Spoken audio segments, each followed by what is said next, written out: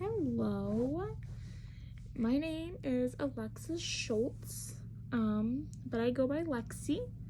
I'm in my second year of college and will possibly be graduating in the spring of 2022 with a criminal justice degree.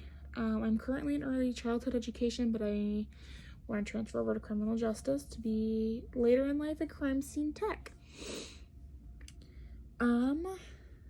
When I'm not in school, I work at the YMCA Child Care Center on Owens campus in Perrysburg, Toledo area. And I've been working there for a year in October. So that's a little bit about me. First, I wanted to start off my speech by just going over what even is interpersonal communication. Communication is our way to link with humanity, basically. It is a process involving the deliberate or accidental transfer of meaning. One person does or says something, thereby engaging in symbolic behavior, while others observe what was done or said and attribute meaning to it. Communication is taking place whenever you or I observe or give meaning to behavior. Interpersonal communication takes two people, so without the second person, it would kind of be impossible for interpersonal communication to happen. As I was doing some more research on interpersonal communication, I seen that there were 7 essentials of interpersonal communication, and so I just wanted to share them. Number 1 is people, who are the senders and receivers of the communication. Number 2 is the messages being the content of communication. That's kind of the whole purpose of it. Number 3 are the channels being the media through which the messages travel.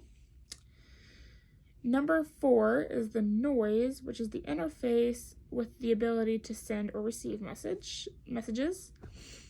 Number 5 is feedback, where the information received in exchange for messages. Number 6 is the context of the environment, situation, and or the cultural setting in which the communication takes place. Lastly, number 7, the effect, which is the result of communication episode.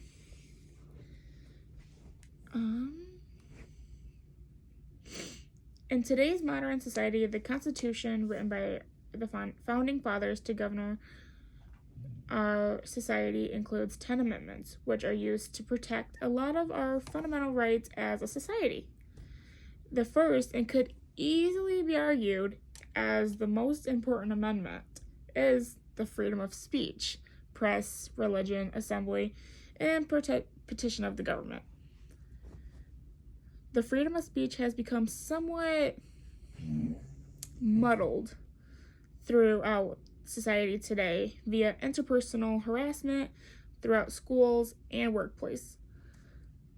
Sadly, harassment is not the only thing that restricts this freedom we possess. It also includes quid pro quo and even violence. Our freedom has been restricted due to political correctness, and no one has the ability to say what they truly feel without the fear of offending others, regardless of whether or not the person who was offended has anything to do with it. What has been said, it matters in the eyes of society to just anyone else. When someone is offended, they are automatically comforted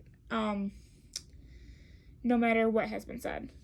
Everyone's feelings has been taken over, deciding the factor versus the truth. Jokes are only allowed for certain subjects, so it's not really comedy anymore. The office is a place where freedom of speech is limited because you can't really say what you want.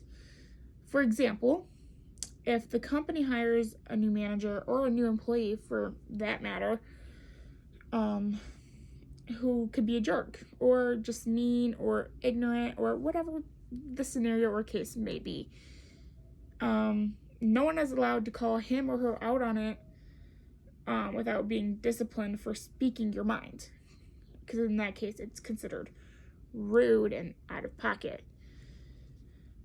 Another example is that for a female to get recognized, she must work through her breaks, work weekends, and give up free time, which is more work to get recognized than her male co-workers, because in society today, female co-workers have to work harder to get what they want. Comedy is another thing limited by people being offended. Whenever someone wants to make a joke, it doesn't matter how funny it is. All that matters is who's going to get offended by it. No one is allowed to make jokes about other races, jokes about people's disabilities or medical problems, such as being blind or someone missing a leg. Another place our speech is being limited heavily is in schools. Bullying is a perfect example, because when a child gets bullied, the office, the administrative people, whoever, tells the victim to just say no and walk away. When prime advice would be fight back. They tell kids to just say no to avoid the violence, because they say it doesn't solve the problem. Because by them saying no and avoid violence, it solves the problem. And if they don't resort to violence, the victim will get suspended the same time as the bully would, which shows that the school doesn't really care about bullying, only about a child using violence on school grounds. Another example of school limiting free speech is through them telling every person they are winners and everyone getting a trophy, rather than showing kids that hard work pays off and there are winners and losers in life.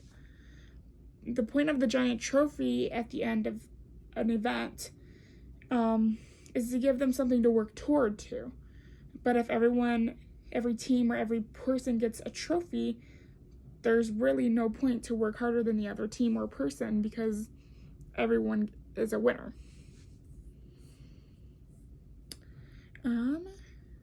As evident by the previously written, our freedom of speech is being severely limited due to political correctness taking over society and outlawing things that made people unique and allowed them to an outlet to laugh or to joke about otherwise serious things. The use of political correctness in today's society needs to be extinguished, as if we were never to return to a normal society, and stop letting the media and society as a whole tell parents how to raise their children. Thank you.